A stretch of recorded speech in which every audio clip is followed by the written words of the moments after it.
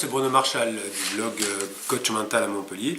Le coach mental par les neurosciences, par la science. C'est bien joli de faire du coaching, mais il faut le faire de façon raisonnée et de façon réelle. Voilà.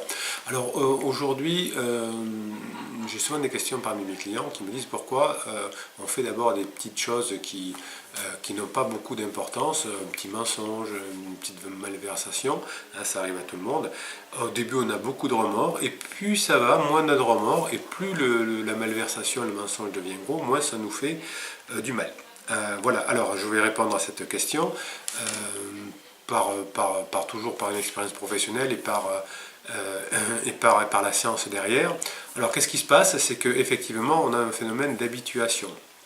Alors comment on le sait en science? Je vais me baser sur les travaux de confrères, comme je le fais souvent. Là ce sont des confrères britanniques qui travaillent à Londres, et notamment autour du professeur Garrett, voilà, qui travaille sur le mensonge, mais on pourrait aussi le faire sur les malversations. Alors qu'est-ce qui se passe quand on a un petit mensonge?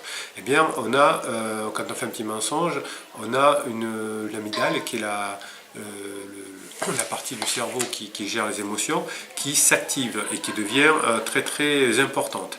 Donc petit mensonge au départ, culpabilité, on n'est pas à l'aise et donc on a un mal-être. Et puis on s'aperçoit, on a fait une étude sur 80 patients, 80 patients c'est important en neurosciences parce qu'il faut des IRM, il faut du gros matériel, donc déjà c'est beaucoup, 80 personnes, et on s'aperçoit qu'au fur et à mesure, on leur fait faire des petits mensonges au départ, puis les mensonges sont de plus en plus gros, et qu'est-ce qui se passe? On s'aperçoit que les mensonges sont de plus en plus gros, mais que l'amygdale petit à petit fonctionne de moins en moins, c'est-à-dire qu'elle se développe de moins en moins, donc on a moins de culpabilité, on a moins de douleur, et donc finalement qu'est-ce qui va se passer?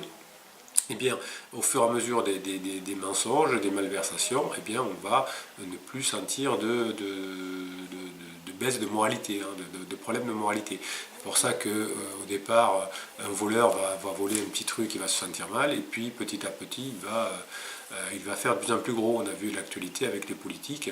Au départ, on fait un petit truc, et puis après, on fait des emplois fictifs, on fait des malversations, on envoie de l'argent en Suisse, mais on a l'impression que c'est pas mal, et on se bat contre vent et marée pour dire que finalement, on est dans son bon droit. Voilà, donc c'est un phénomène neurologique. Donc ça, c'est bien aussi que des fois, parler d'actualité, ça peut être sympa de décrypter. Et donc, on peut croire que la personne, vraiment, au bout d'un moment, parce qu'elle a fait des malversations assez importantes, pense que c'est pas grave, parce qu'elle n'a pas de culpabilité, de douleur par rapport à ça. Vous voyez, donc j'ai fait un emploi fictif, au début, je me sens pas très bien, et puis finalement, j'en ai fait plusieurs, j'ai fait pendant plusieurs années, et aujourd'hui, ça me paraît tout à fait normal, et je vois pas pourquoi on me reproche quelque chose. Voilà. Donc je voulais faire ce point. Donc quand on fait une petite malversation, d'abord grosse culpabilité, l'amygdale fonctionne beaucoup et après ça diminue. Donc l'idée c'est notamment pour les parents qui ont en charge l'éducation des enfants, de ne pas laisser faire des petites choses. Au début, oh, c'est pas très grave, c'est un petit quelque chose, c'est un petit vol, un petit mensonge, ça porte pas de conséquences. Et puis on s'aperçoit qu'il va y avoir ce phénomène d'habituation, l'amygdale qui va faire de moins en moins son effet, et donc l'aura dans un schéma très mauvais. Donc sanctionnons rapidement chez nous ou chez quelqu'un d'autre un acte qui n'est pas moral, qui n'est pas terrible, et donc ça nous permettra d'éviter cet effet d'escalade. Voilà, c'était Bruno Marchal du blog Coach Mental à Montpellier. On peut faire du coaching bien évidemment en face à face, on fait du coaching par Skype. Ce que l'on dit là, c'est le début de ce que l'on se dit en face à face. C'est juste pour vous expliquer des mécanismes. Ensuite, il faut les mettre en place. Là, je vous donne des outils, je vous donne des choses à faire, et là, c'est efficace. Si vous pensez que ce genre de vidéo peut inciter des personnes à comprendre notre monde, comment il fonctionne, donc mettez un pouce bleu, ça évitera que cette vidéo se perde dans les méandres de YouTube, qu'elle soit bien référencée par les geeks de YouTube.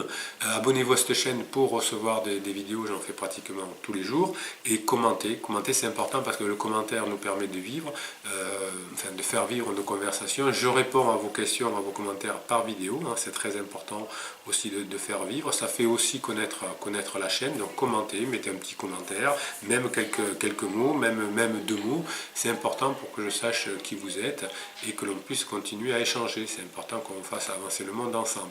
Voilà, le pouce bleu, on s'abonne, on met un petit commentaire et on se retrouve très vite pour de nouvelles vidéos sur le coaching, sur le mental, sur la performance, sur la confiance en soi, sur les neurosciences, sur la psychologie. Voilà, Bruno Marchal, Mental Coach à Montpellier.